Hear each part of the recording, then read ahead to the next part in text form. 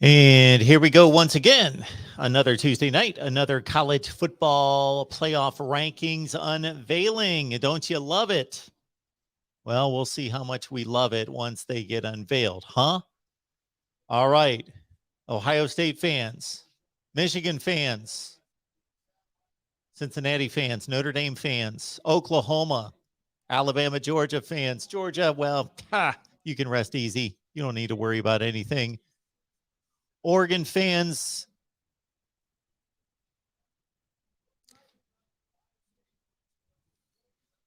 yes, the season is over for you as it pertains to the playoff. Wake Forest fans, you too. Took that hard against Clemson, did you not? All right, so the teams narrow each and every week. Michigan State, bye-bye. But here we are. Oklahoma State becomes kind of a new chic topic of a team as they head toward Bedlam. And here we go. We're close to the unveiling of the top 25. Appreciate everybody being here. As soon as we get the top 25 and possibly hear from the chair, we will open up the phone lines to all of you. Here we go. So Arkansas was what last week? They're at 25 now. I believe they fell. So Arkansas loses to Alabama by one touchdown on the road, 42-35, and they fall 4 spots. Makes no sense. Houston in at 24, Clemson at 23. Not rated last week, Clemson. Okay. I agree. Texas, San Antonio. Again, great story.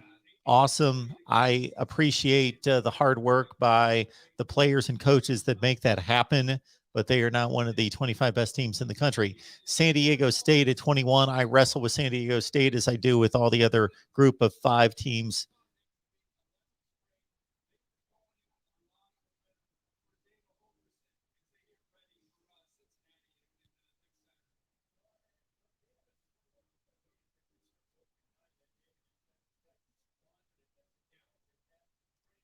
Think about what Reese Davis just mentioned. Houston opening week against Texas Tech lost that game after leading by 21 points.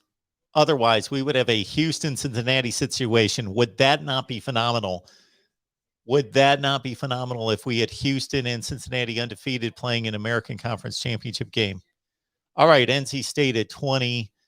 Utah, of course, rose considerably up to 19. Wake Forest dropped considerably after their loss to Clemson in blowout fashion. Pitt at 17. Iowa at 16.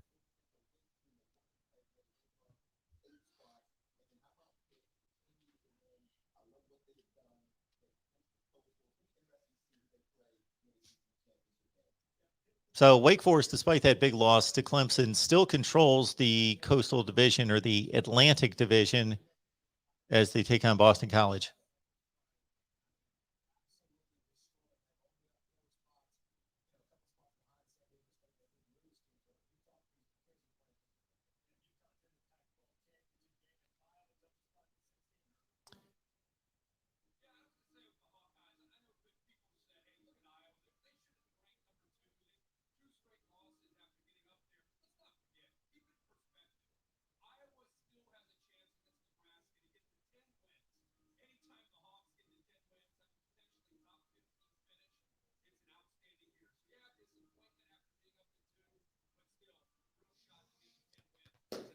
All right, folks, top 15. Here we go. Let's go. I'm going to produce a video and release it here in the next couple days that is going to run through all the scenarios. I've mapped out the scenarios in all the divisions. All right, Texas A&M 15, Wisconsin 14, BYU, Michigan State, of course, took a tumble, and Oregon took a tumble only to 11.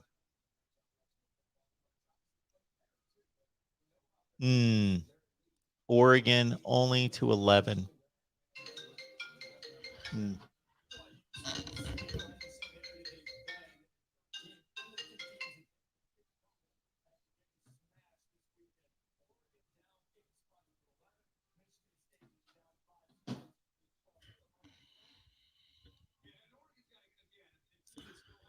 I blasted Oregon after that loss to Utah. Oregon will be playing for a berth in the Pac-12 championship game against Oregon State, so that'll be fun this Friday. Yeah, I got to produce that video with the various scenarios in the division races because I look forward to that kind of stuff. I get geeked up for that kind of stuff. I took all those notes. Yeah, I'll have a video coming out on that. And as soon as we get through the top 10 here, we'll listen to the chair, hear from all of you, and fire up the phone lines.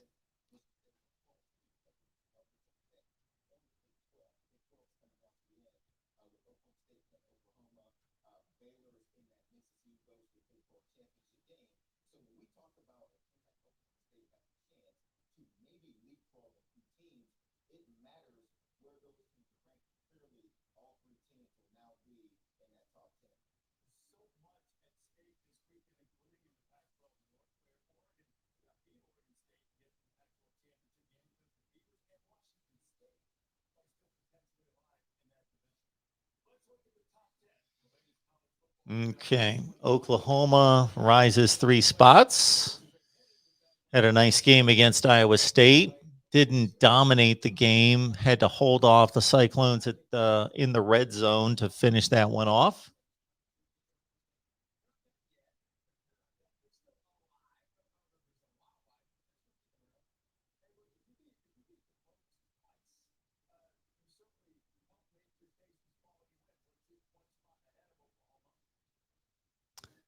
Ole Miss at 9.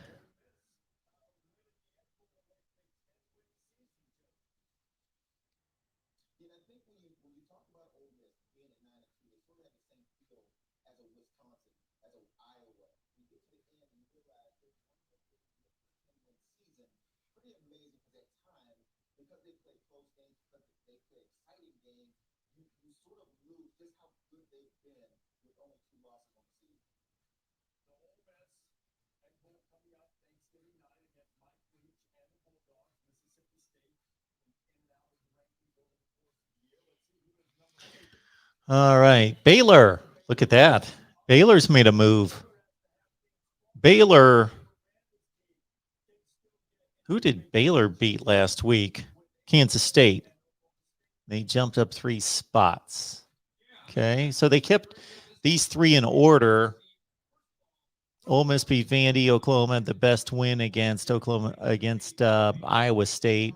Baylor at 8.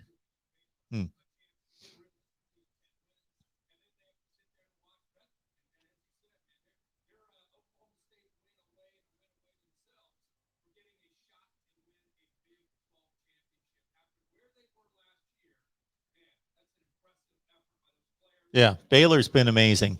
Baylor has been amazing.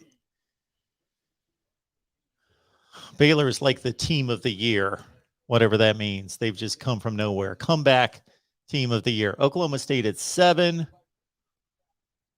This Bedlam game is going to be fascinating to see. Is Oklahoma State for real? Are they going to be able to? Is this particular Oklahoma State team got the mindset, the tenacity, the mentality, the determination, the toughness to get past that psychological barrier against OU?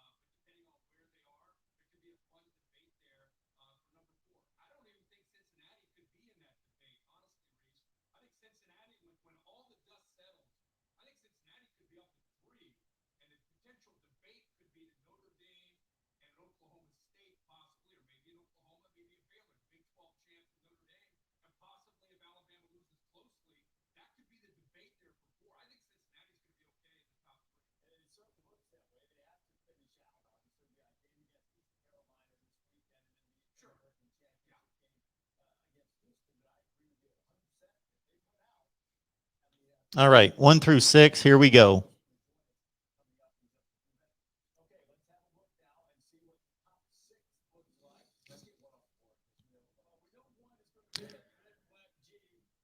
All right, Georgia. Looking good, looking strong, looking like number one. That's who they are. Number one. Okay, we know.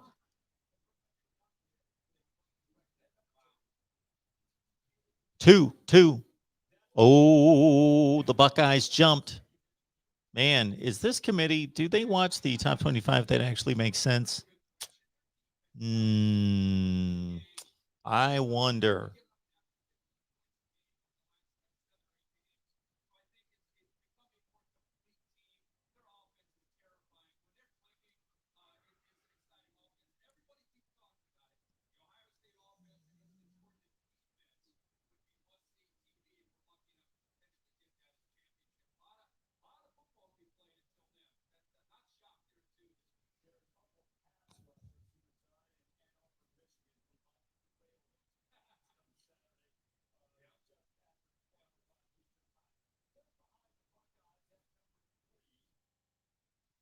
Alabama struggled. Did Alabama actually have to pay for a bit of a struggle on Saturday? I guess they did.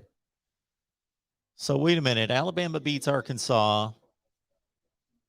Arkansas hung with the number 2 team in the country, and they dropped 4 spots. And nor was Alabama given much credit for beating the number 20, whatever team, 21 team in the country. Okay.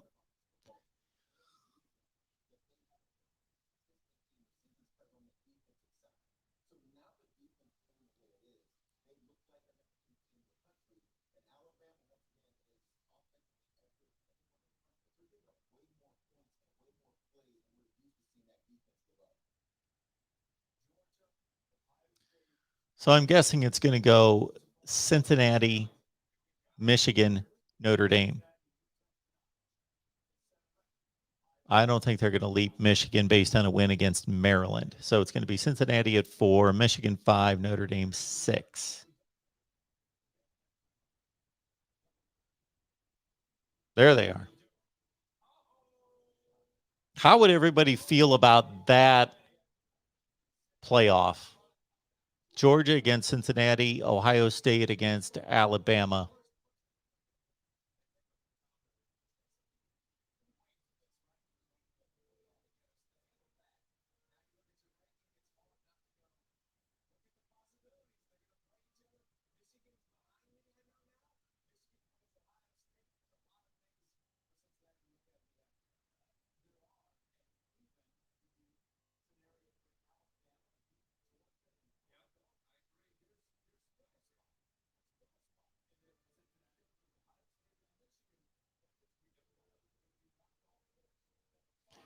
It's coming down to Cincinnati or the Big 12. Cincinnati or the Big 12.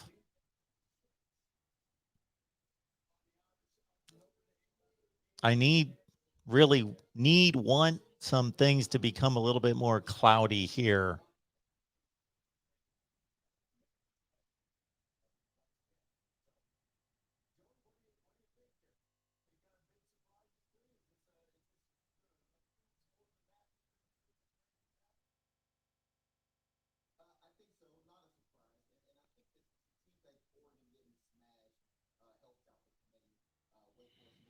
Yes, that Oregon situation really helped the committee. It helped me, helped the committee, just helped me in terms of my rankings.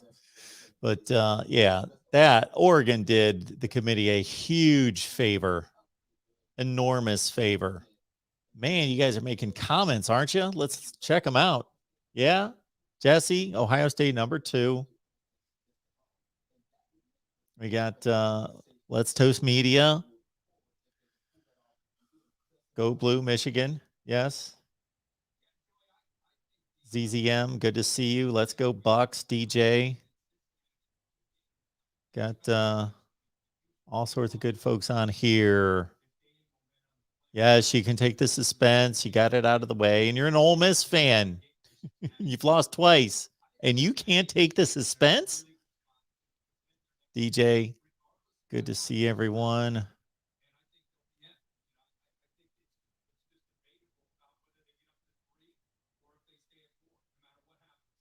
I got to wake up. I've been on cruise control recording all day. My goodness.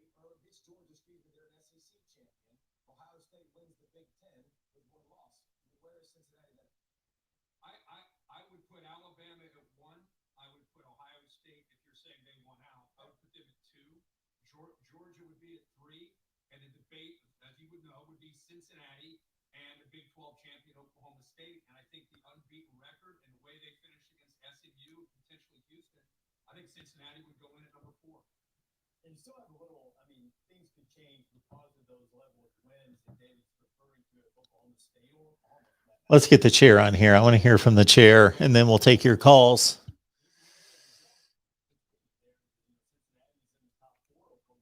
There you go, Zethus. How does this thing compare to the top 25 that actually makes sense? Good question.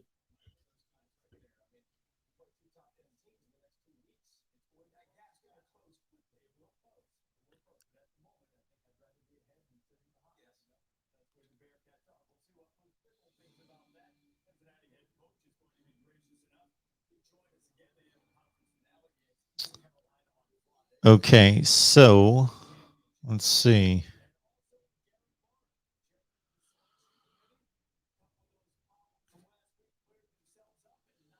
I've got Georgia 1, Ohio State 2, Alabama 3, Michigan 4, Cincinnati 5, Oklahoma State 6, Notre Dame 7, Ole Miss 8, Baylor 9, Oklahoma 10, Michigan State 11, Wisconsin, etc.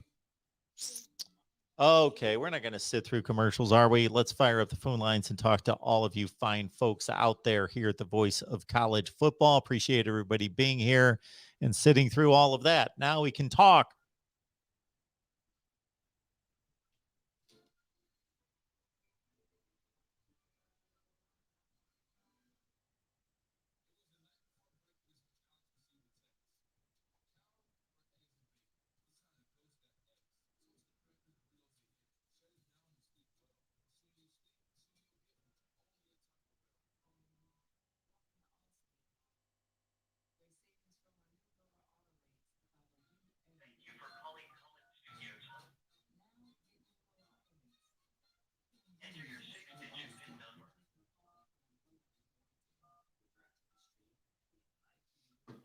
Okay. Welcome, host. You have not started a show session in Collins Studio and cannot yet receive calls on Mark Rogers' Voice of College Football. Please visit the Collins Studio website and begin your session. Music will play until your session begins. Don't want to hear the music. I always hate hearing the music. Don't want to hear that awful piano music. Let's get it off there. Yes. Phone lines are open, everyone. 860-499-3332. I'll post the number.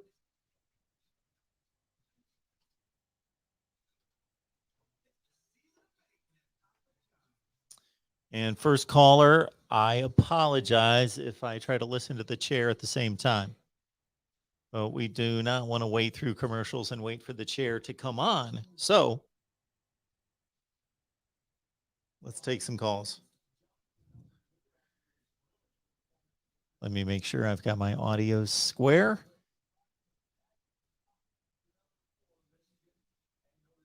All right. Here's the chair. All right, folks on the phone lines, give me just a second. Let's hear from the chair since he's right here ready to talk. And we'll probably not answer any of our questions.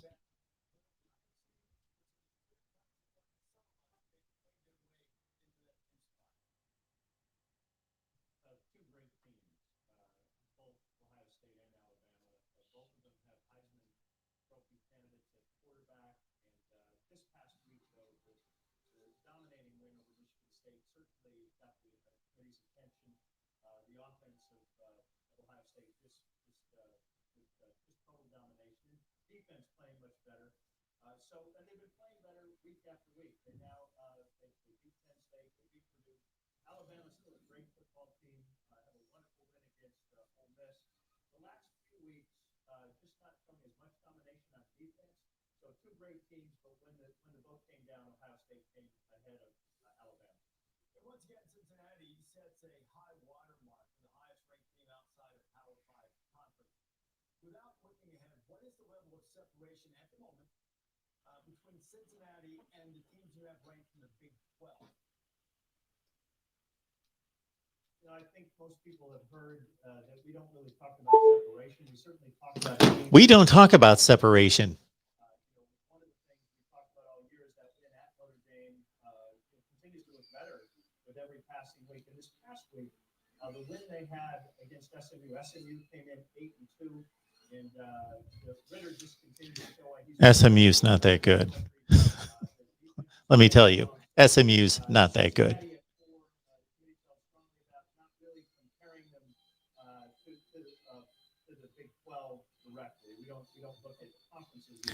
Beating SMU is proving what? Clemson being evaluated in the cluster with Georgia, Ohio State, and Alabama, or closer being evaluated in the cluster with Michigan, Notre Dame, and Oklahoma State? That's a fair question, a good way to ask it. And the honest answer is, when we were looking at clusters, we looked at Cincinnati both up with 1 through 3, and we also looked at Cincinnati comparing to 5, 6, and 7. So they were compared to both groups, and they ended up at 4. How they ended up at 4 easily, or ended up at 4 barely? We've had a lot of respect for Cincinnati all year. We certainly have talked about their strength of schedule, but this win against SMU, when we were looking at the way they played offensively and defensively, they came in at 4. A lot of discussion. There's 13 members of the committee. There's certainly a disagreement at times, but when the vote came down, they were 4, and then Michigan at 5. The quietest number 6 that I can remember in all of the years of the college football playoff is Notre Dame. Notre Dame is likely going to go to 11-1 after beating Stanford this week. Their schedules let them down, candidly, in the preseason. It looked like a really aggressive one. A lot of teams have fallen short. How does the committee look at Notre Dame relative to its strength of schedule and how they're evaluating those clustered against the conference, the teams playing for conference championship over the next couple of weeks? Well, Notre Dame's been building momentum all year.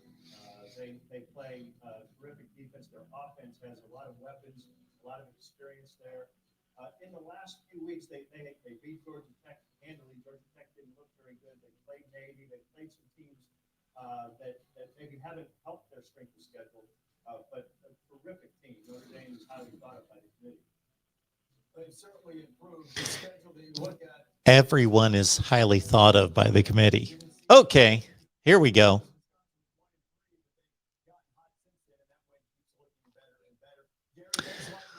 Let's kick this thing off here at the Voice of College Football. Who's on the line? Hey, Mark, it's the real MVP. How you doing? Of course it is. The real MVP. How you doing? I'm doing good. I didn't hear any piano music this time, so you were pretty quick on it. I had to hear it, but just for a few seconds. Not too bad this time. No, I understand what the commissioner is saying. Well, I looked at them top 3. This is so frustrating listening to the commissioner. Just answer the question with a yes or no. Stop giving this abstract stuff. It's frustrating. All we want to know is with Cincinnati, can they be jumped? If the answer is yes, just say yes. But no, say no. So we both know that he knows, and everyone in the committee knows, that they've thought about what if Cincinnati wins all the games, and what if they squeak by, or what if they blow out Houston, versus if Oklahoma State wins the last 2 and they look impressive against Oklahoma twice. What is that going to look like? What are we going to think of that?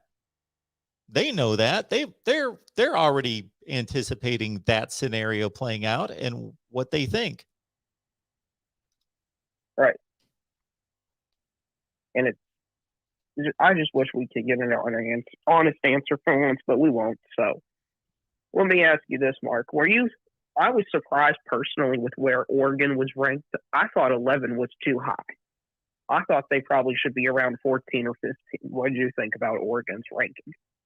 Oregon played a decent team on Saturday night, the best team that they played since they played Ohio State, and they got completely manhandled, bludgeoned, beat up, bullied, looked awful, blowout. Yeah, Oregon's resume now is, well, it's the same resume as it was before that game in terms of wins. Ohio State is it, and their two biggest wins are Fresno State and UCLA in very, very, very, very close fashion. And now they've got a loss. They've got a loss to a bad team that continues to get worse, Stanford, and they've got a loss to a team that's a good team, a top 25-ish team. It's a good team, not a great team by any stretch. And they got trampled. So that to me is not the 11th best resume. Well, I was shocked because the team right below them is Michigan State. And I understand them being bloodied up by Ohio State. I mean, Ohio State's a great team, but their schedule and their wins, even though Oregon beat Ohio State, their wins are so much better than what Oregon has even come close to all year. I'm really surprised. I'm assuming that game is Ohio State is still the only reason Oregon's ahead of Michigan State. Oh, yes. That Ohio State game is carrying that ranking. Right. Which is something. Now, Mark, let me ask you this, okay? Oklahoma is 10. And if they win out, okay, Cincinnati wins out. Alabama loses by 7 to Georgia. And there's 2 spots available. Who gets in? I think Alabama's going to, well, in that case, we've got a spot for Cincinnati and for Alabama, or we've got a spot for Alabama and another team. So, well, I said Oklahoma goes on to 12-1. Sure. With the conference champion. That's why. Sure. So there's 3 teams. Well, I think the way this is leaning right now is that Cincinnati's going to get a spot in that scenario. I don't know that they're going to move Oklahoma or Oklahoma State all the way up. Right. This kind of reminds me of, remember earlier in the season we were talking about how ideally for Cincinnati they would have to beat SMU if they went like 11-0 and they'd be 15. They'd be 15 in the country, and then they would play like 2 or 3 weeks later and they'd be in 20th in the country. I'm kind of getting that vibe from Oklahoma State and Oklahoma. Both of these teams, one of them's going to fall down to probably 13 or 14, and then they're going to fall down again to like 20th. And I wonder if beating the same team twice is as impressive as beating 2 different teams in the committee's eyes. I think in the committee's eyes, I would guess, as it would be generally in my eyes, that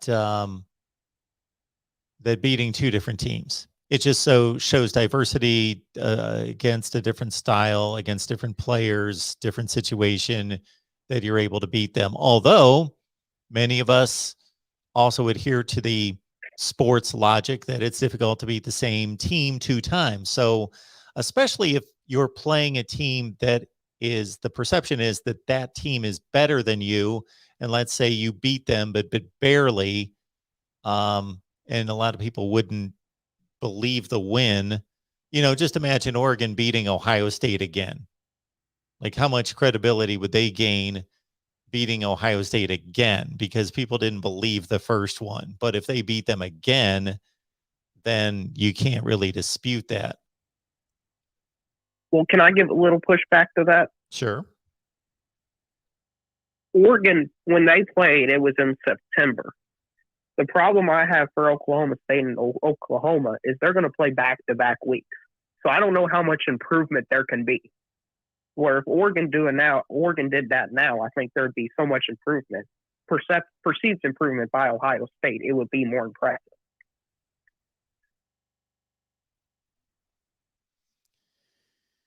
Yeah, I know that this has happened in the NFL a handful of times where, because the way things shook out, two teams played at the end of a regular season in a game that was meaningful, and then they had to play in the first round of the playoffs the very next week. And I don't have a rundown of how that fared, but sometimes you get completely different games the next time around, even if it is only 6 or 7 days later. Shoot, Cincinnati played Memphis. This was 2 years ago. They played them in the conference championship game, or they played them in the last regular season game, then turned around and played them in the conference championship game 6 days later. I think they just beat them both times. Right.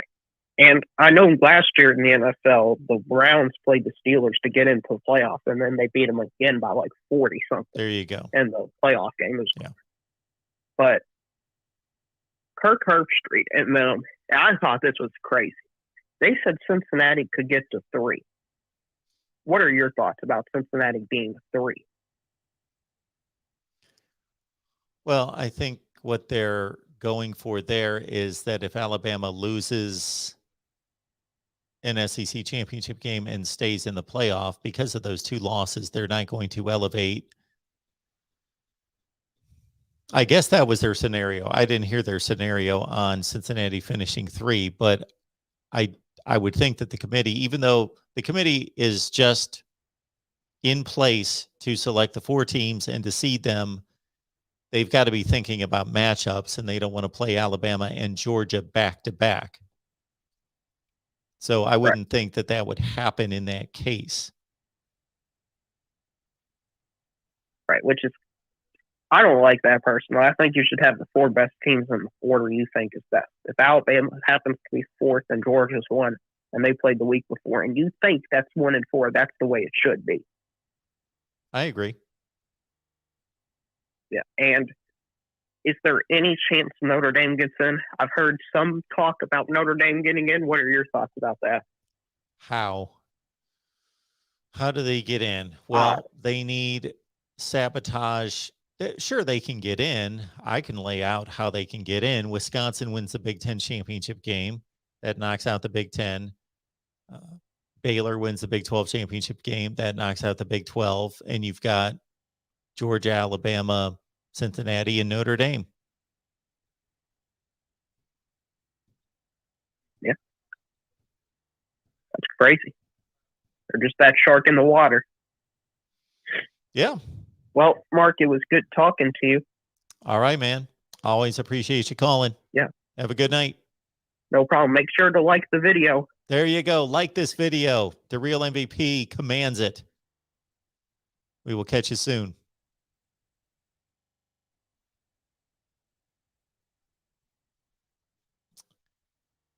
All right. Next up here at the Voice of College Football, who's on the line? Hey, Mark, it's James Earl Jones. How are you doing? George, what's going on? How you doing? We are doing well. What's up? Somebody told me you reported Napier might go to Florida. I reported that. Well, did you do that? I did not report it. I am discussing it because it's being reported elsewhere. I do not break news. That is not my role. So no, I am not breaking any news that is not already on the internet. So it's still wide open. It could be anybody. Well, it's I got to say there's a lot of smoke. Some lady in the live stream called LA Mom, she said she would be jealous if we got him because she wanted him at Louisiana State. Is he that good? Well, he's good enough to win games at Louisiana. Yes, he's considered that good. He might be good Could enough he for be you like guys. Kirby Smart? He might be good enough. Can he get us a He Can he might. get us a top 5 recruiting class every year like Kirby does? That remains to be seen. He might be good enough in Florida's eyes that they're not even going to be going after anybody else but him. It doesn't If I sound could like just you're be too a football impressed. coach, if I don't, I'm going to back whoever we get. What if he's the man? What if he's Urban Meyer or Steve Spurrier That's right. or something? You know? That's right. I was watching a mainstream TV show on regular TV today. It's on my TV right now. I never watched it ever. I can't stand it. It's all baseball betting and NBA betting and odds. It's called Sports Grid. It's on Bounce TV. Have you ever heard of that? What does this have to do with the playoff rankings? They were talking about football, college football for a minute. They Yeah. hardly ever talk about college football. And you know what the guy said? He said it takes all, this is on mainstream TV. He said it takes all the fun out of college football when you watch Arkansas play Alabama, and Alabama gets every single replay call, every single call on the field. They won every call in the whole game, and I'm sitting there trying to take football serious. He said they're ruining the game. They need to straighten up. Like, you can't do that. What do you think about that? Well, I don't know if that gentleman knows what he's talking about. He would have to back that up. For me, he would have to back it up with facts. So if I'm putting that documentary together, I just don't listen to what people have to say and take it as gospel truth. I would say, have you logged all the replay calls involving Alabama to let us know that this is true? All right. If I was the Florida head coach, they have a rule now, right? It's instant play for first-time transfer portal people. You can go any school, play the first year, but you can only do it one time, right? Yes. That's free agency. If Napier gets hired at Florida, he can call the top 74 players in the country and say, hey, I'll take you. I love this shit. It's a whole new world now. Well, isn't it? technically, he can't do that. That's tampering. He can't call up student athletes from other Right, he schools would and have ask to them have to some come play. disinterested third party Yes. call them, right? Yeah. Nick Saban knows how to do that. Yeah. All right. How about this, Mark? There are certain people in the world out there that have nothing better to do but argue who's number 11 and 17. While we're all like worried about the top 5 and who's going to squeeze in and what if Michigan wins. He's arguing about number 11. I'm like, come on. Well, I gotta say, George, don't discourage those people. Don't put them down. They speak my language. That's why I'm here. They keep me going. I know. They keep me you going. saved me the other night with that. You saved me the other night about that greatest hit, and you said, yeah, that was Auburn, Ohio State, Dumas. Yes. And Zach I went Dumas. and Googled it and watched that play. Yeah. I would send it to my friends, but you knew it, and I didn't. The guy asked me to ask you, and you're like, yeah, that was the 1989 Sugar Bowl or something. Yeah, Hall of What Fame. was that? Bowl. I went and watched that hit. That was glorious. Yeah, it was a massive hit. Just knocked him off his feet, cleats up in the air. Yeah, that was pretty devastating. Okay, Yes. 2 last questions. On a scale of 1 to 10, what do you think the chance is that Ohio State will beat Michigan? 8.5. 1 to 10. 8.5? Okay, that's good. I like that. And what do you think the chance is Ohio State will go to the playoffs and beat Georgia and win the next title? 1 to 10. 2.5. Really? That far? Yeah. You won't even give them a 3? Come on. 2.5. Nobody can beat Georgia. Nobody can 2.5. beat Georgia. That's Well, what they you're got to telling win me. 2 games. They got to win 2 games.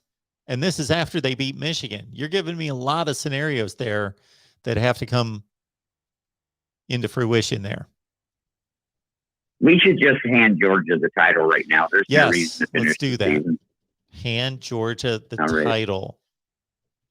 No. Let's play some football. Let's watch it. Let's see if somebody can handle them. All right, George.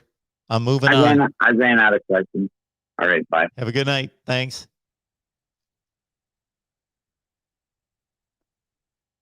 And our folks who were on the line waiting just hung up. Appreciate everybody being here. So we've got our watch party tonight, of course, responding to the college football playoff rankings.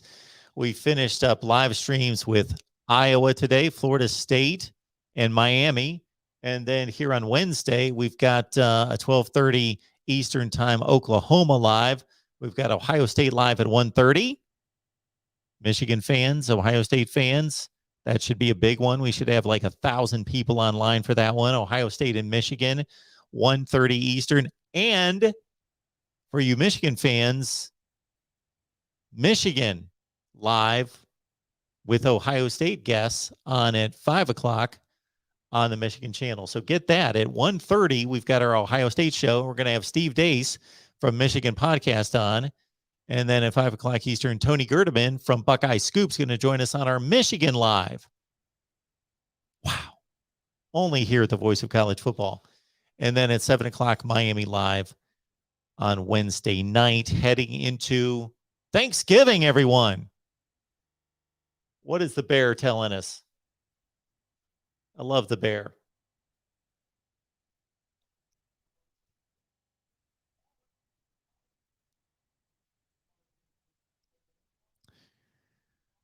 Let's get to what you all have to say. And again, I'm going to produce a video here in the next couple of days that will be posted about the various championship scenarios this weekend in all the conferences. So look forward to that. We have recorded in the last couple days Georgia, Mississippi State, Ole Miss, Ohio State, Michigan, Florida State, Nebraska, Iowa, and others. Clemson today. And I'm trying to make my way to the end of the chat because George always gets on me for reading the comments that are a half hour old. So I'm not going to do that tonight. I'm going to go right to where we are since nobody's calling me. A lot of people on the line, nobody calling me though. That's shocking, surprising. We got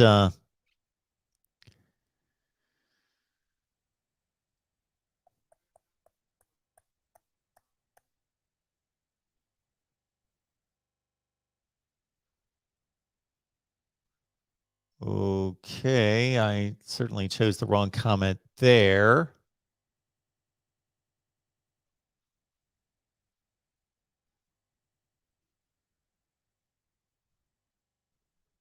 Charles, I will ask Steve that very question on our show tomorrow.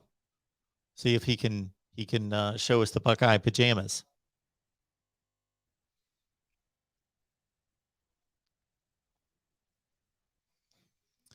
D Brown, let's talk about the spread being under 9, like I said. D Brown, your selection on the Ohio State Michigan spread was 4. Somebody here, man, I hate to toot my own horn. I hate to do that, but sometimes you just got to. When we talked about the point spread last week, what the point spread would be Ohio State against Michigan on the Michigan show. D Brown said it was going to be 4. Somebody here, it's on record, said it was going to be, how about 8?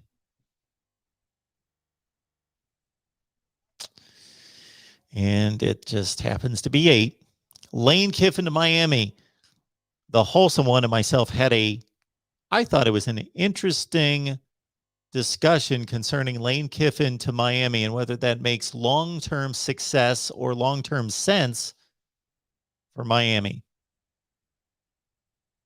Seems like Miami should be desperate, willing, and wanting to do anything to get Lane Kiffin. But does it make long-term success and long-term sense? Yes, Clemson is finally ranked. They should be.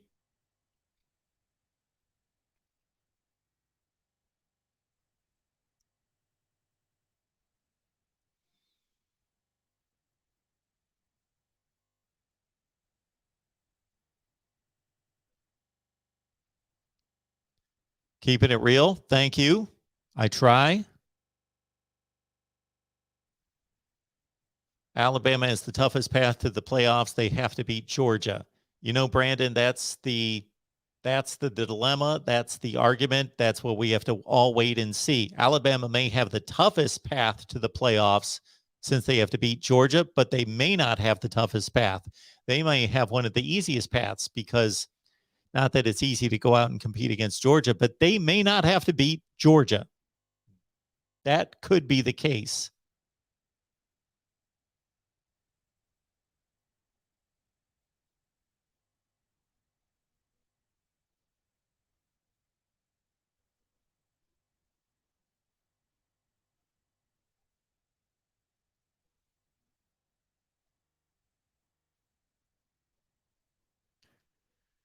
For me, the way this is shaking out, it's a competition between Cincinnati and the Big 12. And it's also, will Alabama take up a second spot from the SEC? Welcome into the voice of college football. Who's on the line? Minnesota Dave. Minnesota Dave joining us. How's it going? It's good. All is good. What's going on with you? Yeah, I'm just, looking at the college football playoffs and, it's all about rivalry week. None of these teams that are playing the big rivals in the last game should not be taking them lightly. It's expected to win. That's what makes this college football always exciting. Especially to me, this is the best in college football. This rivalry week, and then I would have to say bowl games are like the second best. I agree with you. I love rivalry week, but I will ask this question. So you just said we can never anticipate what's going to happen. We may get surprised. So what big underdogs this weekend have a good shot of upsetting a rival? Auburn. Okay. I think Auburn could beat Alabama. We've seen it before. And yes, we have. Are they playing in Bama or are they playing in Auburn? They're playing on the plains of Auburn. There you go. That makes it even more of a chance. We all remember that kick return for a touchdown in the last second. That was probably one of the best college football moments ever in a long time. Well, at least in the early 2010s. Yeah, well, that Auburn team was quite a bit better than this one. Yeah, but there's been didn't they had an Auburn team. The Auburn team that lost to Minnesota in the Outback Bowl was the team that beat Bama too. Yeah. So again, those two teams were pretty comparable, but Auburn pulled off an upset. I don't know that it was a substantial upset that year. They were a 9-3 team, and Alabama finished 10-2. Again, those were Gus Malzahn teams. This is the first time Brian Harsin has coached in this rivalry against Alabama. And Alabama's defense has been pretty bad the last few weeks, but we have no Bo Nix on the Auburn side. I would tend to be on the bandwagon to a certain extent if Bo Nix was still healthy. All right. And the other thing is I called in about Notre Dame's scheduling, and we had a little bit of an argument. I think there was more of a misunderstanding. I was trying to basically say that if Notre Dame was playing a non-Power 5 school, that they should maybe leave a room in the spots to on their schedule if they're going to make a deal with the conference to say that we'll take the champion. And I think there was a little misunderstanding on that. I know and just saying in the future type things. Maybe doing that because I know they have always have to have the ACC schools now, the 5 ACC schools that they want to put in, or the ACC wants to put in, depending on who is doing what. And I just feel that, if you're going to play someone like a Mid-American Conference team or a Mountain West team, you should at least play the last year's champion on that. So let me get this straight. You want Notre Dame to play the conference champions from the previous season. How many of them? Not many. It's just basically if you are going to play or going to put a spot for let's someone like the Mid-American Conference or the Sun Belt or the Mount West, that you would just say, okay, we just want to make a deal with the conferences to play their last year's champion, to make it at least a little bit more of a powerful schedule. Doesn't always mean it will be, because those teams are not always guaranteed to always be good the next year. Yeah, that's not going to happen for so many reasons. I could be here all night explaining. It's just not going to happen. I know. And it's also not feasible in a number of ways. So you were making this statement to try to give Notre Dame a way of improving its schedule. Mm-hmm. Well, first of all, Notre Dame does not have to apologize for its schedule. Its schedule is difficult. Maybe not this specific schedule in 2021, but Notre Dame's schedule's as difficult as anyone in the country on a consistent basis. Everybody plays group of 5 teams. Yeah. I mean, and that's why I'm just trying to say that we can go over this till we're blue in the face. I know how you have to always make deals with teams shoot almost 8 years, 9 years in advance. To play certain teams. So I was just wondering if they could have done that with just those smaller conferences. Okay. Again, one of the issues that's going to come up, let's just take the Mid-American Conference. Okay. If the Mid-American Conference strikes a deal with Notre Dame and says, our champion is going to play you each and every year the next season, number one, I don't know where this benefits Notre Dame, because the committee is not going to view Notre Dame's schedule to be that much more difficult just because they played the MAC champion from the season before, as opposed to playing the third place team from the MAC. That's going to be inconsequential to Notre Dame's schedule strength. The other thing is that the MAC has to hold up its scheduling in order to determine who that team's going to be. Yeah, and that's I understand that. I was trying to maybe think that maybe the MAC would probably say MAC would probably maybe make deals with both subdivision teams. The field, they usually do that. They make deals with both subdivision teams.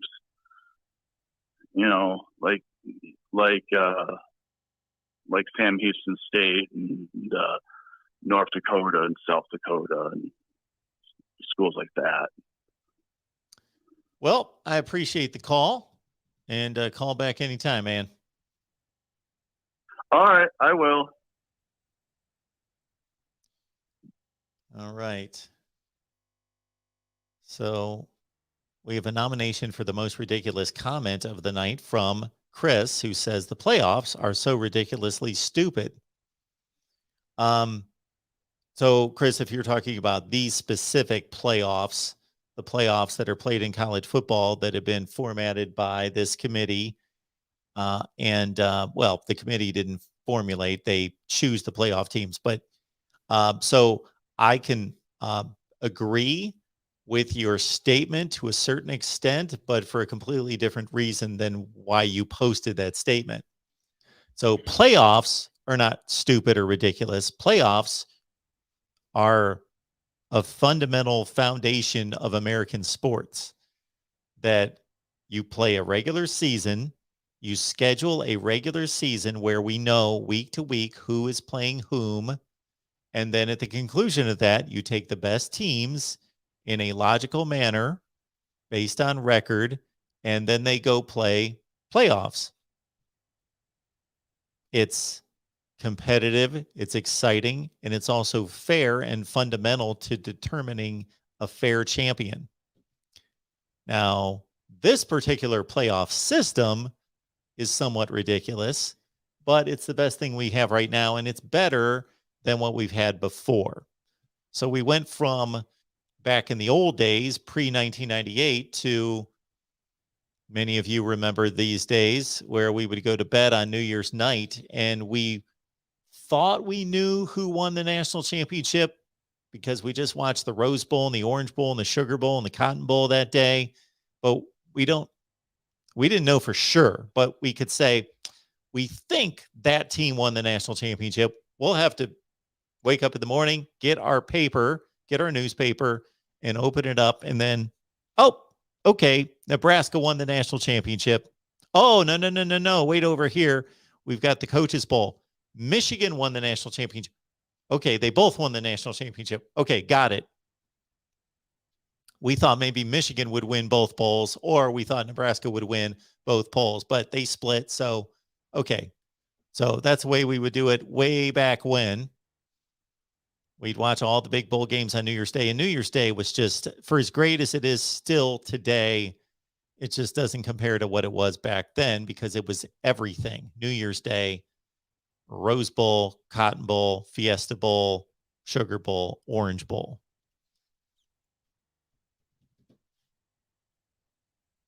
But that's what we did through 1997. Is we would have to wait for the voters to make their votes that night, and we would find out the next morning who won the national championship. Then, of course, this pathetic BCS concoction was put together starting in 1998, and it never worked and continued to fail year after year after year after year after year.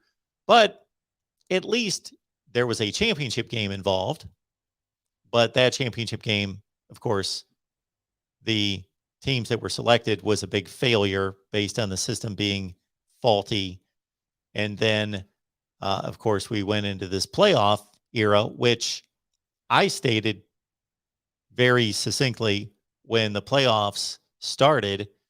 When asked, is this good for college football? Is this a good thing? I said, well, number one, yes, simply because it affords two worthy teams the opportunity, two more, the opportunity to play for a championship. So that's a good thing, that we now have four teams that can compete on the field for a championship. But the way they're selected, wrong. And the number of spots, wrong. We've got 5 conferences, major conferences, 10 conferences total. So how does that fit? What mathematician came up with 5 fitting into 4? So that has never worked. But is it better than what we had before?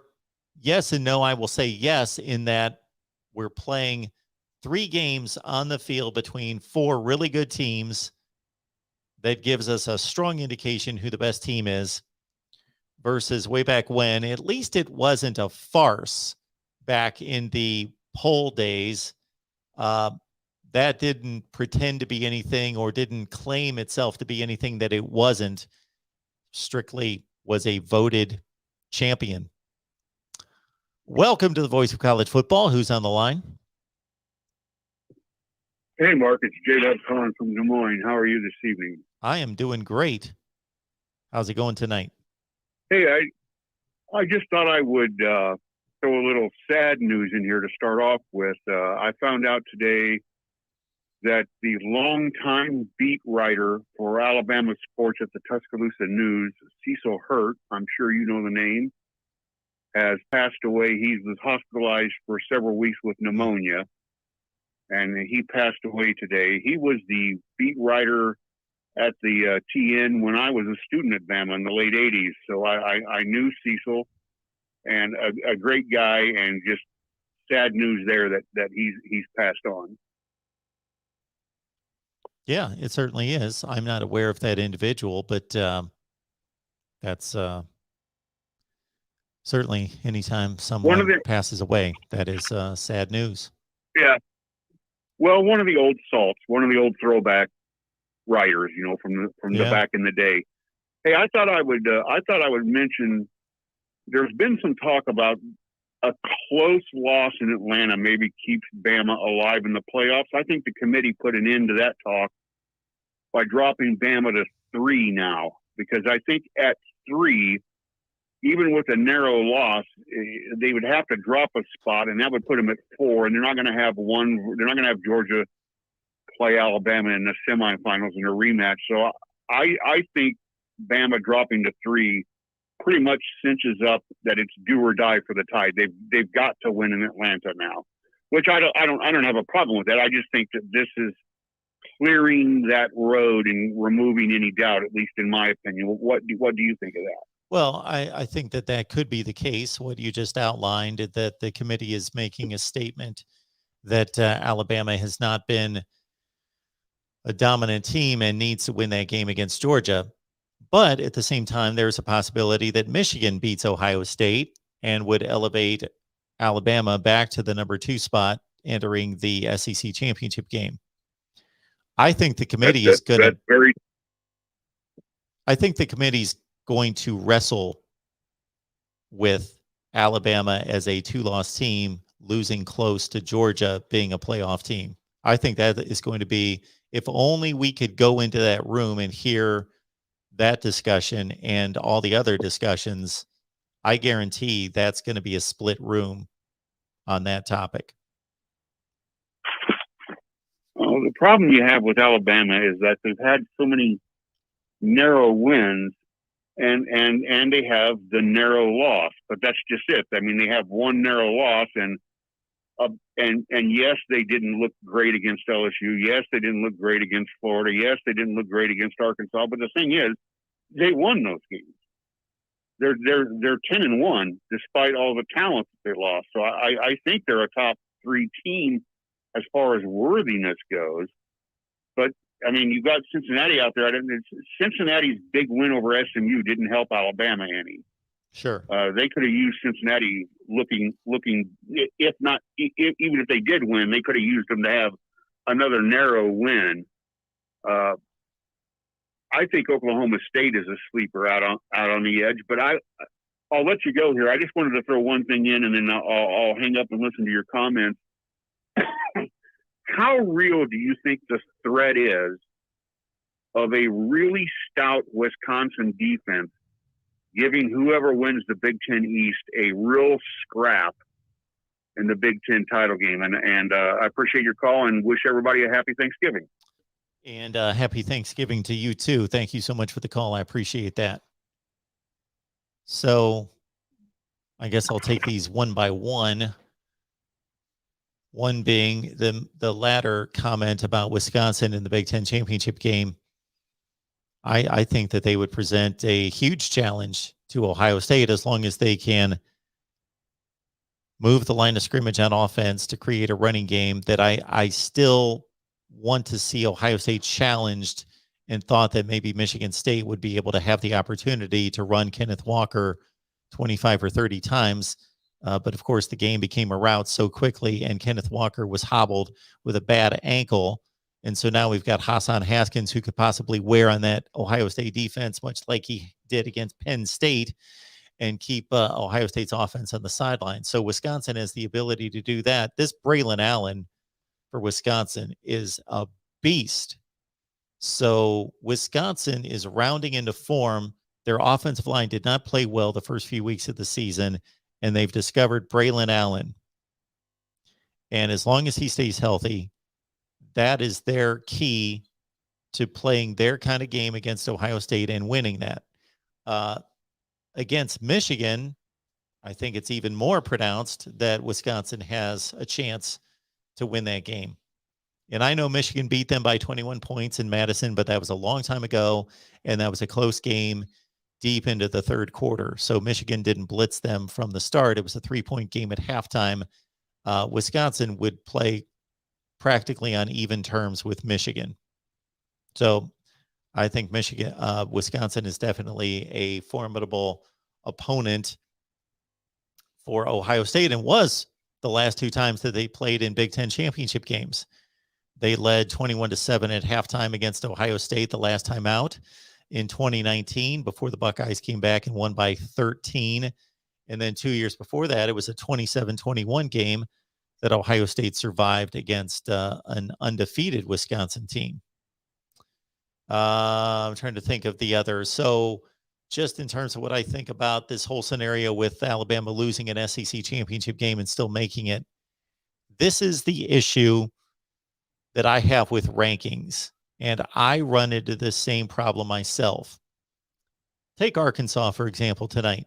Arkansas was number 21 in the playoff rankings last week. This week, they are number 25. They dropped 4 spots. Arkansas went on the road, played the number 2 team in the country, and took them down to a final possession, 42-35. Isn't that what we would expect to be a good performance for the number 21 team in the country, to go on the road, play the number 2 team in the country, and take them down to a 1-score game on the final possession, 42-35? And we're going to drop that team 4 spots?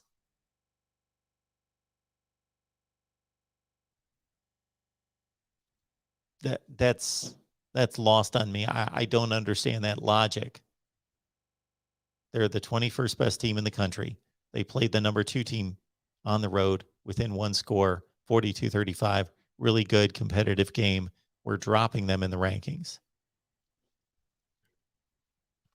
So back to Cincinnati and Alabama, I'm taking that same thought process to the Alabama situation, that if they are the number 2 or 3 team in the country entering the SEC championship game, and they play the team that has been crowned number 1, consensus number 1, nobody's close to them all year, and it's 31-30, what do we do with that? Do we expect anybody else in the country to play that close to Georgia?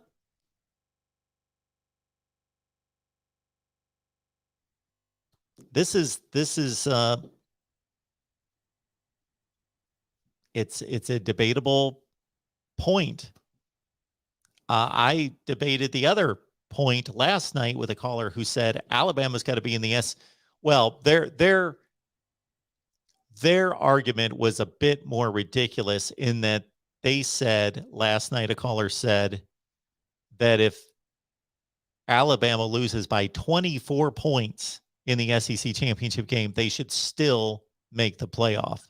And I said, okay, no. Why do we want to reward a team for losing by 24 points in an SEC championship game? And he said, well, Oklahoma State would lose by that many. Well, at least give them the opportunity. We already saw Alabama do it, and they're not competitive.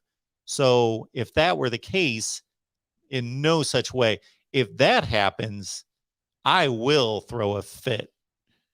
Then why play the games? Then we've shut down the sport to one conference and a couple of teams. We've shut the sport down to the SEC, Ohio State, and Clemson, and Oklahoma. And they're the only teams that can make it.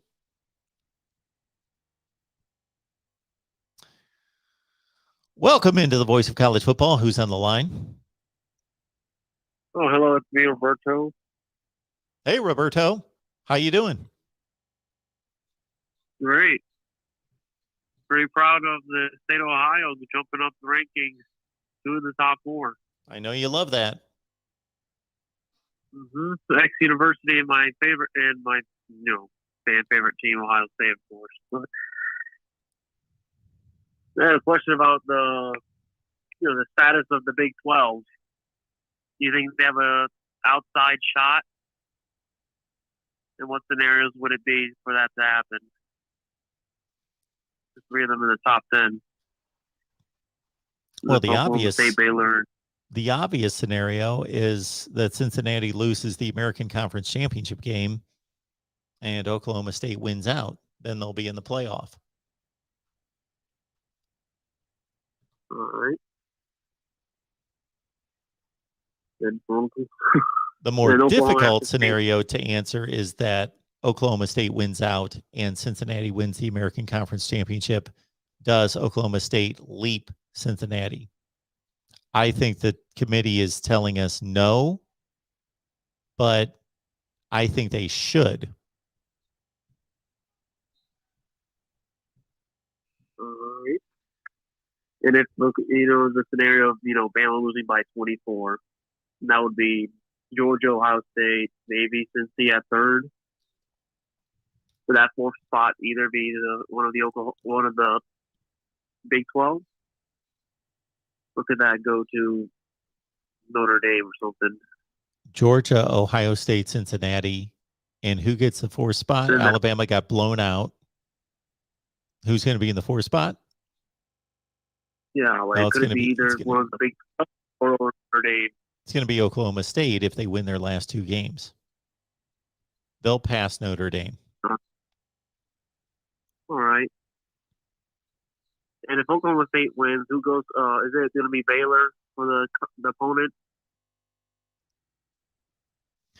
or is it Baylor? Is it Baylor no matter what? If they win that, if they beat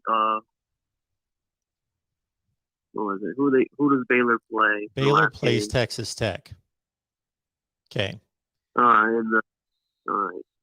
If Oklahoma State wins against Oklahoma, then obviously Oklahoma State's in the championship game.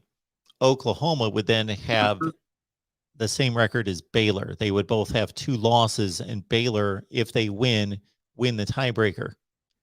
And so Baylor would go to the Big 12 championship game. And if Baylor loses, it's Bedlam Yes. Bedlam round 2. Bedlam round 2. Okay. Yep. All right. Regardless Just of who wanted to clear wins. that up. Yep. That's it for me. All right, Roberto. Short one Thank you. I appreciate it. Have a good night. for you too.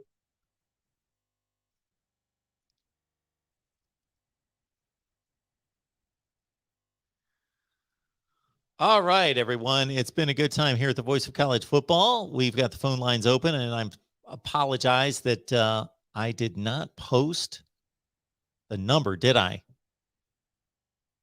Because we certainly want some fresh blood. For as much as we love you old timers, some new folks joining us. 860-329 860-499 3332. 860-499-3332. There you go. Tomorrow we've got an Oklahoma live show on the Oklahoma channel at 12:30 Eastern. And I got to say, we've had a small gathering there for the last few weeks. So please give us some support. Oklahoma fans, join us. College football fans, join us on the Oklahoma channel at 12:30 Eastern Wednesday. 1:30 Eastern, Ohio State and Michigan fans, both of you groups, get together just this one time, just this one day all year. You can communicate with each other.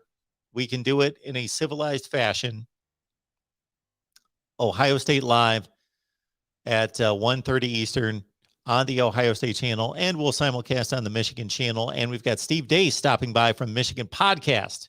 That will be a treat, as will Tony Gerdeman from Buckeye Scoop joining our Michigan live show at 5 Eastern, and then Miami Live.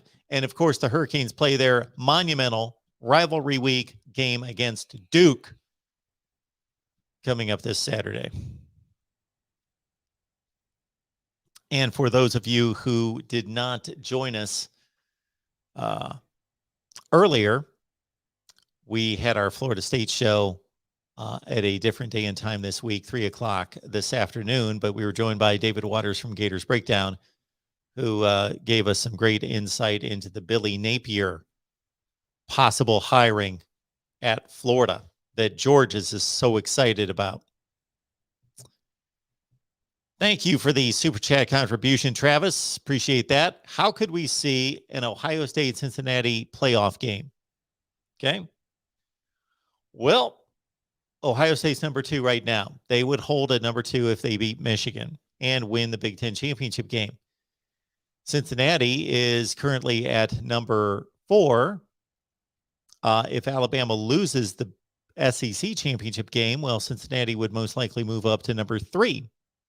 And the Big 12 champion, if it's Oklahoma State, most likely, but also Oklahoma getting through with 1 loss, would make it up to that 4 position. So we'd have a 2-3 Ohio State-Cincinnati playoff game.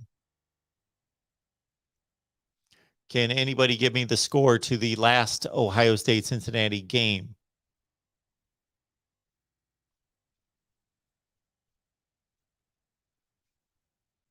Don't cheat. The score of the last time Ohio State played Cincinnati. And then also, Ohio State's national championship team of 2002 won a key game. There you go. Nice job. Both Matt chimed in at 42-0. And then we also had Todd, who came through at 42-0. Yes, 42-0 in Columbus. And McD and Mark. Good job. Travis, 42-0. Yes. How about this one? I'm about 90% sure this was the final score. Yes. Ohio State's national championship team of 2002 played Cincinnati at Paul Brown Stadium in Cincinnati, a rare road game for the Buckeyes, going to a, whatever we called them at the time, group of 5. They were an independent team. Let's see, in 2002. Yeah, that would have been before. I think that was before Cincinnati joined the Big East. They might have been in the Big East at that point. But Ohio State played at Cincinnati in 2002, the team that went on 14-0, won the national championship in the Fiesta Bowl against Miami. They played Cincinnati. That final score might be tougher to come up with without looking.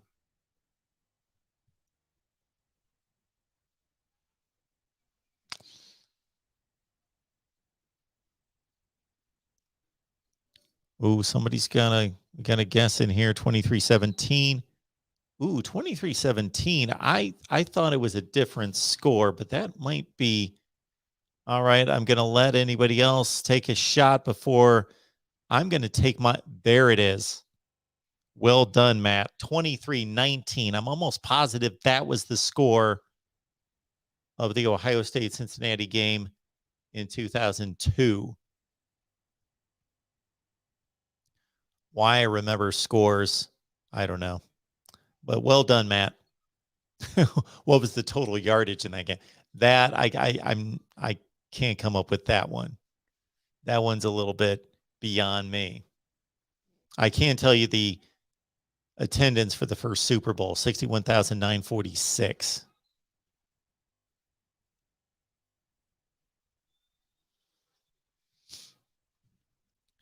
I think I was asked a question about sports knowledge, football knowledge, all that, and told the story of when I was 11 and McDonald's was producing these Super Bowl booklets, and they were giving them away at the McDonald's. And it was just, for a football junkie like me at 11 years old who was just starting to get into the NFL, man, I just consumed those. And they had rosters. They had all the Super Bowl statistics, all the NFC and AFC championship game statistics from the first 12 Super Bowls. And I just inhaled those things. So I knew everything about the first 12 Super Bowls. Everything. Knew the attendance of the game, who scored first, who scored second, who scored. Yeah. I've been told at times I'm a bit obsessive compulsive, just a little bit. Yeah, I'm really neither one of those things. Maybe the obsessive when it comes to certain things like that. Yeah, You can see that compulsive. I'm really not compulsive, but yeah. Yeah, I know way too much about a few things and way too little about everything else in life. That hit me the other day in a conversation I was having with somebody, and it was just kind of brought up about being a know-it-all. And I thought, I hope I don't come across as somebody who thinks they're a know-it-all, because actually I think the very opposite of myself. Because if there's anybody on this planet that knows a little about a zillion things out there, about quilting, about Siberia, about needlepoint, about pears, about kangaroos, name your topic. I know nothing about it, but I know like a ridiculous amount about 3 or 4 subjects. That's not necessarily healthy or what I would advise anybody to do in approaching their life. That's not really that balanced. BW says San Diego State's better than Cincinnati.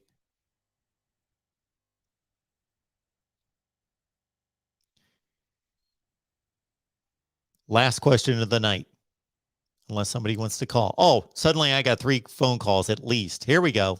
All right, let's put my little question on hold. Welcome to the Voice of College Football. Who's on the line? Hello? Is it me? Hello? Yes. Mark. The Georgia fan, G-Dog Forever, he asked me, what's your P.O. box? He wants to send you a helmet. Oh, okay. I will get that to him. Why doesn't he just write me at markrogerstv@gmail.com? markrogerstv@gmail.com. Why don't you just tell us the address? markrogerstv@gmail.com. Let's do that. Okay, you heard that, G-Dog. Thank you, George. Do you not have a Georgia helmet for real? No, I don't. He's going to send you one for free. That would be phenomenal. I would embrace it, and I will. I don't blame you for not having one yet, but I have a feeling you're just going to be forced to put one up there. I'm not going to be forced if nobody gets me one. I'm not getting any more. I don't see that happening. He has it. He just. And so it's Mark Rogers at Gmail. markrogerstv@gmail.com. I will promise that anybody who sends me a helmet, I will put it front and center on the top shelf for a month. It will stay on the top shelf in the middle for a month. Hey, I've been laughing at Georgia for 40 years, right? But it's different this time, because even if they don't win the national title this year, by which they will, but if they don't, everyone's going to be horrified thinking about next year. It's just, they're so deep. They have a front 28, not a front 7. George, I've got 2 words for you. What? One call. Okay. I was just asking for G-Dog Forever. All right, I'm out of here. Bye. And that's why I allowed it. All right, welcome into the Voice of College Football. Who's on the line?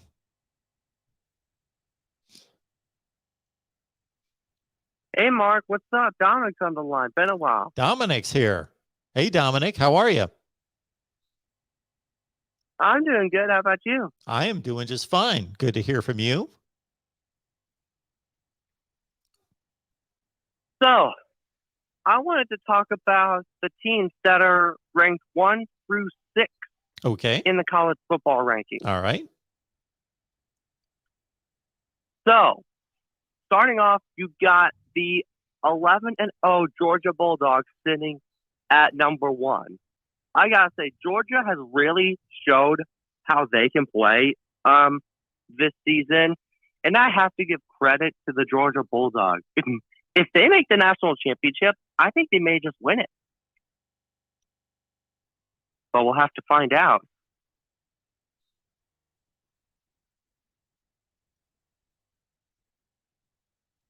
Was there a question in there somewhere? Really,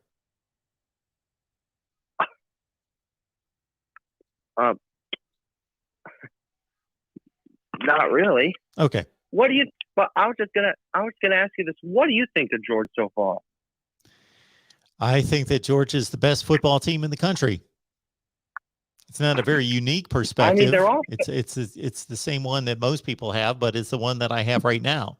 But I do know that the 3 final games on Georgia's schedule this year, meaning going through the playoffs to a championship game, they're going to play the 3 best teams that they've seen this season. So I do want to see them play out the rest of the games. Yep. But number 2, 10-1 Ohio State. I mean, I have to say, Ohio State's offense has really been looking well. They've only got a few games left. So if they keep up the good momentum, their offensive line, they may have a shot at making the national championship. Absolutely. Yeah. Number 3, the team that's also 10-1, Alabama. I mean, I have to say the same thing about Alabama's offense, like I just said about Ohio State. I mean, Alabama's quarterback has really been throwing passes to the receivers, and they've been really looking well. Their last few games may be kind of tough, but we'll see what happens.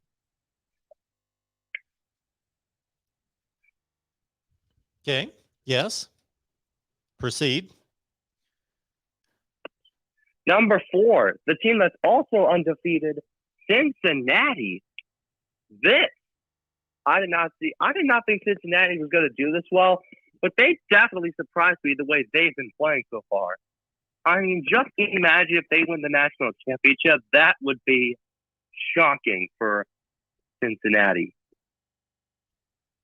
I mean, they may have a shot.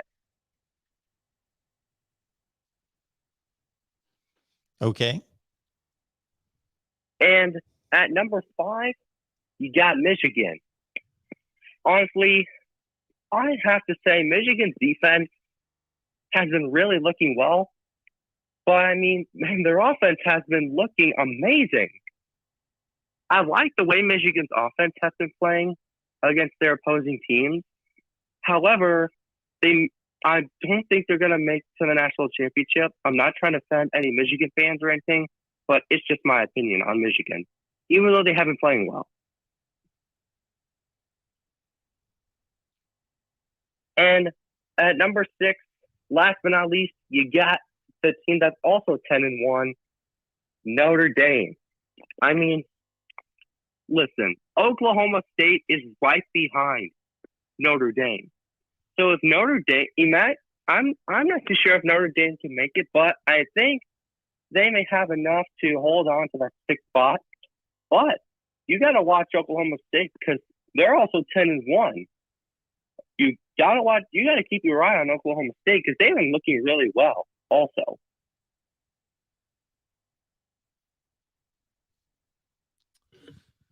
All right, Dominic. Thank you for the analysis.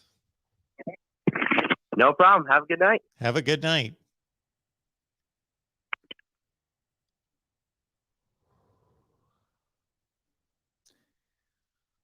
All right.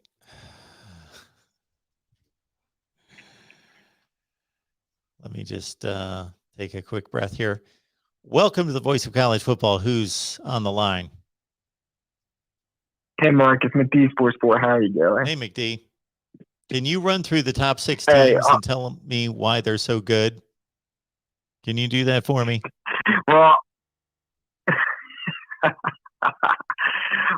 I have 2 things to call about.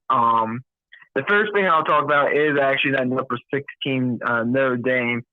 I think Oklahoma State should be ahead of Notre Dame. That's my biggest problem with the ratings, in my opinion, more than anything. I think Oklahoma State is a better team than Notre Dame. I think their resume is honestly better than Notre Dame.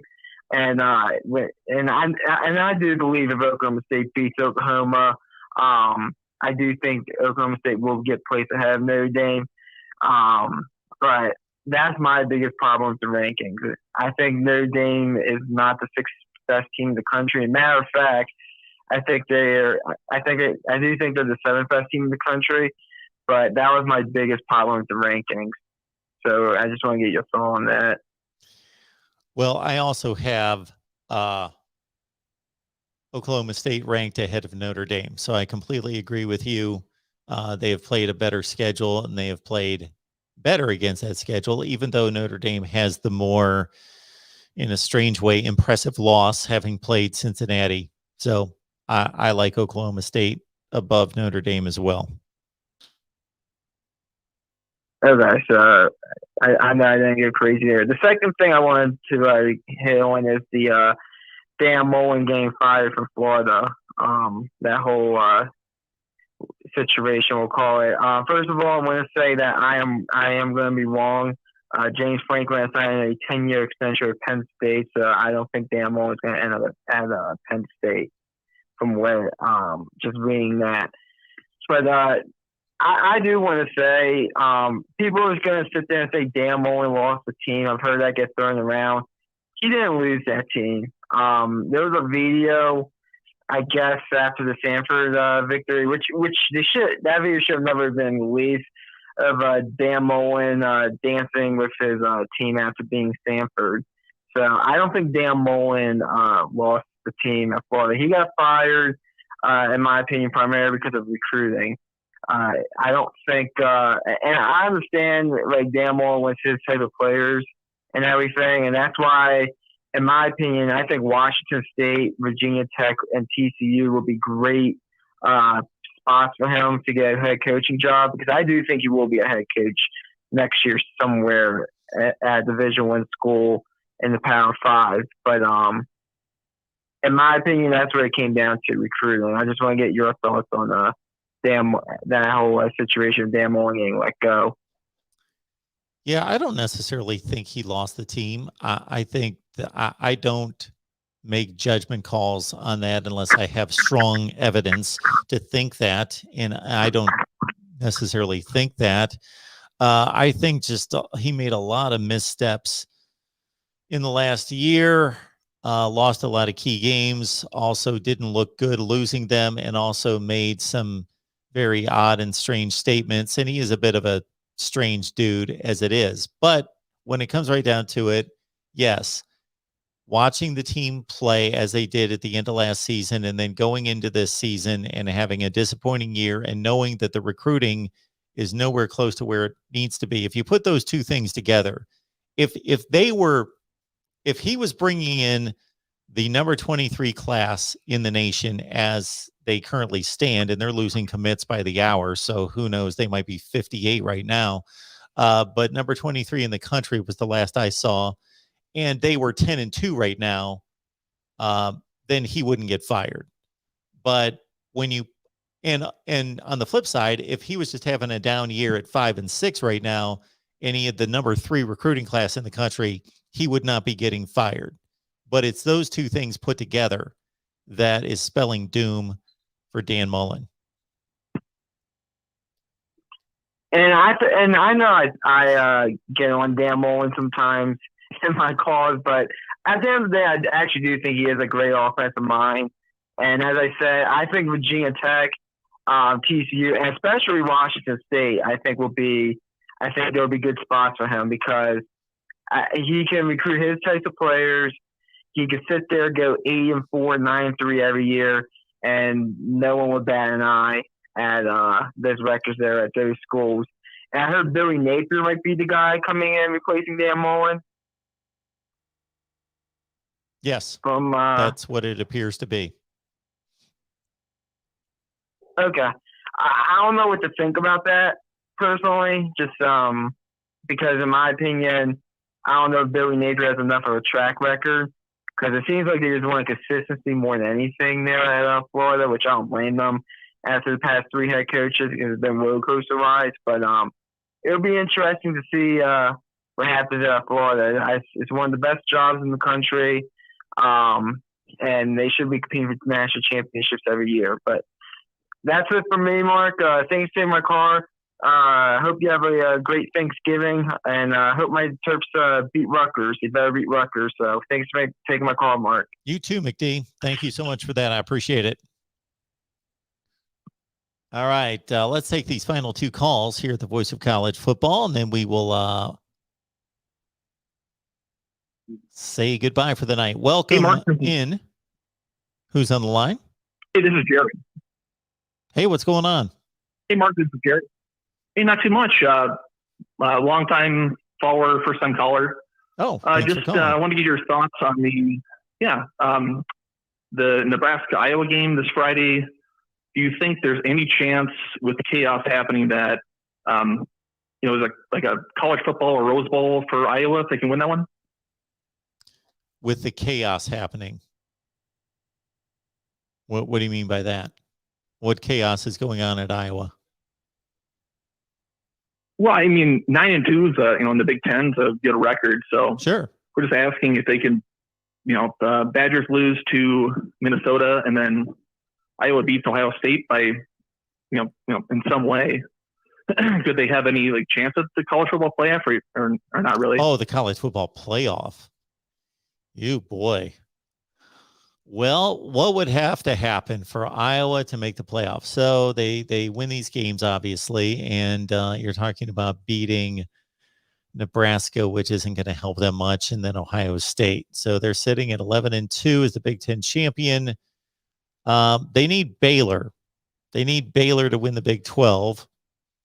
The ACC and the Pac-12 are no threats. That's your path right there.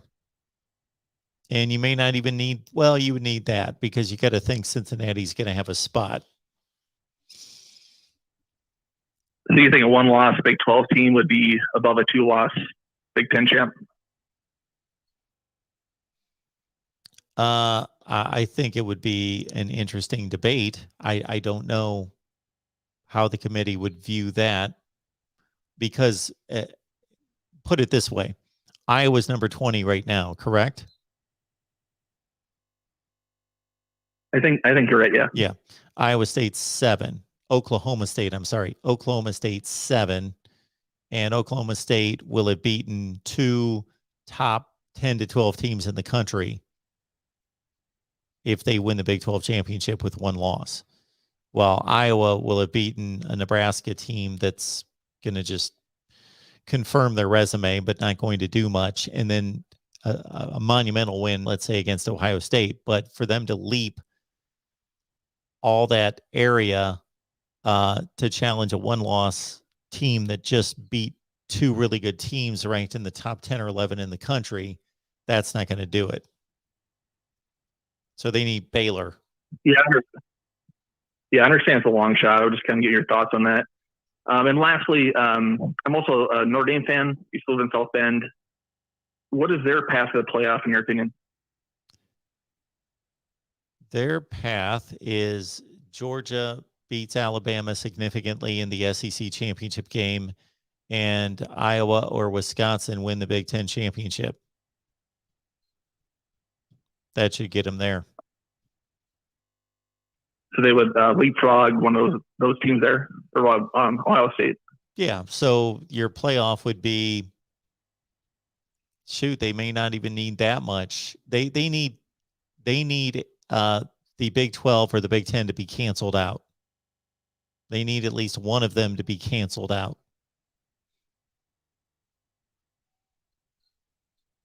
Gotcha. Thanks a lot, Mark, for taking my call, and talk later. Thanks. Well, thanks for the call. Appreciate it. All right. Next up here at the Voice of College Football, who's on the line? Let's take these last 2 calls. It was 2 calls about 4 calls ago, but I appreciate everybody calling in, but we'll just take these final 2. Welcome in. Oh, this is Jeremiah. Hey, Jeremiah. You've been talking to Matthew Miller the past week or 2 in the Texas. Yes. Like the, I don't know how review preview.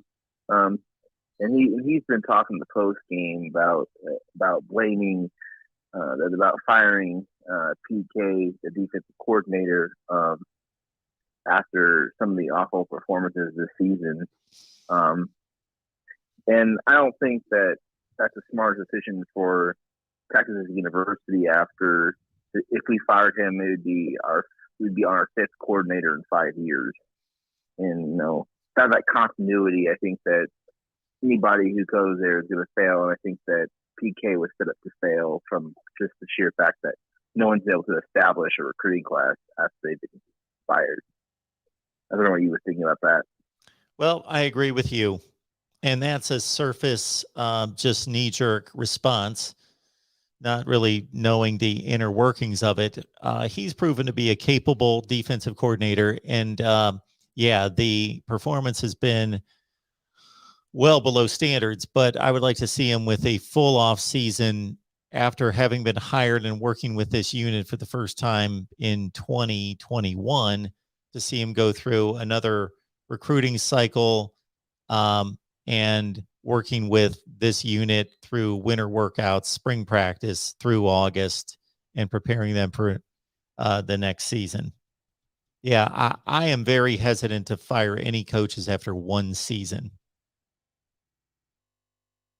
Yeah, I think that hiring Jimmy Lake, since he got fired from Washington for the slapping incident with the player, might be a smart idea, since they've worked together and start trying to build up a staff that can recruit the West Coast as well. So I agree with him on that part. But I also wanted a quick point about Hudson Card and the Casey Thompson battle. And how a lot of the Texas media and fan base has completely ignored that Hudson Card has played much better every single game he's played, even though he's not played fantastic in these games. He's played with more presence. He's had more accuracy downfield, and I think we see that from Stark's training with him. And people were saying that they've seen the limits of Hudson Card after being a converted receiver to quarterback for 1 year in high school. Then he got shoved into COVID year in college. And this is basically his second year at quarterback. And the expectation was for him to walk in and be Trevor Lawrence. That's kind of ridiculous. What you think? Yeah, I haven't seen too much of Hudson Card since the Louisiana and Arkansas games, because obviously he lost the job not long after that. And I saw more Casey Thompson against Oklahoma and Oklahoma State.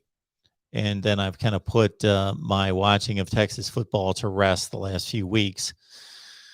So, I just think that they're both young quarterbacks that have fairly different skill sets to a certain extent. And I was initially impressed with Casey Thompson. I had nothing to go on with Hudson Card coming into the season. I was rating Thompson just on that brief performance against Colorado in the Alamo Bowl, in which I thought he showed extraordinary skill for 10 passes, but just the ability to throw from different arm slots and move himself around in the pocket and find guys and throw some NFL type passes around the field, I thought was extremely impressive. But I think they both have shown that they're in a difficult situation. They have to score a ton of points, and the offensive line is not good at all. So that is difficult for any quarterback, but especially a young quarterback, to have to deal with, just knowing that they're, calling a play at the line of scrimmage and knowing most likely that they don't have the confidence in their offensive line to carry through on the play is difficult for a young quarterback to deal with. Yeah, especially with the refereeing in these past few games have been kind of a strange and peculiar. Like 10 seconds after the whistle, a dude just decks our quarterback underneath his legs, and he gets injured.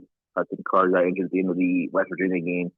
And the refs just seem to not care, because Texas and Oklahoma don't want to be in the Big 12 anymore. I don't know how realistic that plays into it, but it seems that they've been able to get away with late hits as well. And it kind of sucks that our young quarterback got injured that way. And now after the post game with Stark, he seems to think that he won't be able to make it for this game either. He almost led our team back to beat West Virginia. So think that was a strong performance, and I didn't see that game, but that's all I want to talk about. Well, I appreciate the call. Have a good night. All right, have a good night. Appreciate it. Thank you. All right, before we take this final call, Slim. All right. Slim, if you're still watching, hey, Mark. Hey, Mark.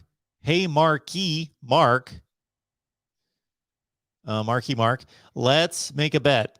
Okay. If Ohio State wins and covers the spread, I'll give you 3 helmets you don't have. If Michigan wins by 10 or more, you have me as a guest on your show. We appreciate you. Well, I'm glad that you appreciate me. I appreciate you as well. Thank you so much for that, Slim. So, yeah, sure. I'll do that. You can be on the show. If Michigan wins by more than 10, sure, I'll have you on. I will guarantee you no more than 5 minutes, but you can come on the show. And absolutely. If Michigan wins by more than 10, sure. Got to win by 11, sure. 10 or more, whatever. And you're going to give me some helmets if the Buckeyes cover. Okay, great. Sure. All right, last call of the night. Let's make it a good one here at the Voice of College Football. Who's on the line? Hey, Mark, it's Doug. I'm wondering about last week's game. How do you think Ohio State was able to shut down Michigan State's Heisman front runner as far as their running back? Well, Was I he think for all of mostly these, injured, do you think, with the ankle? So, yes. So a couple things. Number one, I do too. They were able to contain him for all of the 6 carries that he got. So even if he was healthy, they didn't give him the ball because they were out of the game. But they also, in my estimation, made a misstep when it was still a game, unless he wasn't healthy. If he wasn't healthy, then he's not available. But I think they kind of got away from him too early in the game. So he ran the ball 6 times for 25 yards, if memory serves me. So they did a nice job on those 6 carries. Yeah, but he had one impressive run where you saw it, and you're like, yeah, that's why he's a Heisman candidate. And then after that, nothing. Yeah. Yeah, everything was rolling right, So I and he think it found a was hole ankle. and dodged a guy, and but between the ankle issue and he only got 6 carries, I wanted to see an Ohio State defense that had to hold up against him for 30 carries, but we did not get a chance to see that. That was my worry, that they were going to run up and down the field just running the ball, not throwing the ball. So once he was eliminated, the game became one-dimensional. Do you think they can turn Michigan into a one-dimensional team as far as forcing them to throw the ball? I think that they can turn them into as much of a one-dimensional team as they need to, meaning I don't think they're going to stop Michigan's ground game. No, I think they can slow it down. I think they can make it a 3 to 3.5 yards per carry type attack. So what that means to me is that if Ohio State's offense is clicking on all cylinders and they're able to hold Hassan Haskins to, a 20 carry, 75-yard performance, then they're going to manhandle Michigan. But if Michigan's defense is fairly effective, let's say Michigan's defense plays something in the realm of what Oregon's defense did, which means they gave up a ton of yardage, but only 4 touchdowns. And when I say only 4 touchdowns, we know what Ohio State's offense is capable of. Then Hassan Haskins running for 3.5 yards a carry suddenly becomes effective because they run him, they move the sticks, and even though they're not gashing Ohio State, if they can extend drives, then they keep Stroud on the sideline, and it becomes that kind of game. It becomes more of a manageable 27-24 kind of game rather than a 48-35 Ohio State runs away from them kind of game. No, I totally agree with that. I think Michigan's running backs are very similar to ours between our first two running backs. You got the one guy that can break it for the long run, and then the shorter guy that is a punishing ball carrier. So Yeah, I think they have a similar backfield. Yep. I would agree with that, although I would take Ohio State's explosive guy, Travion Henderson, over their explosive guy. No. But He doesn't get caught from behind, and that's something that Ohio State always looks for. A guy, once he breaks for as good as the Blake line of Corum scrimmage, is, that he does not get caught down from behind. For as good as Blake Corum is, he's more of a one-dimensional player. He's not a superstar. He's a really good player and explosive player, but Travion Henderson's already arguably the best back in the country. On the flip side, I will take Hassan Haskins over a Mayan Williams or a Master Teague at this point, but they have, especially Mayan Williams, a lot more of their career left to prove that they could be just as good, if not better, than Hassan Haskins. But Haskins is a proven commodity that can get the ball like he did against Penn State 31 times and wear down a defense.